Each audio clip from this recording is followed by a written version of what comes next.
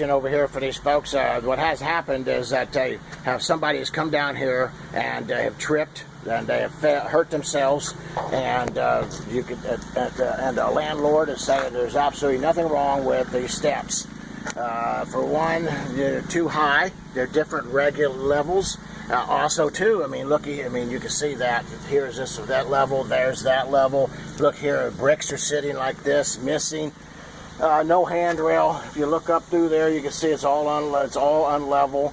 Just one problem right after another. Yes, the landlord is definitely at fault here of not keeping this maintained, and now it is a hazard.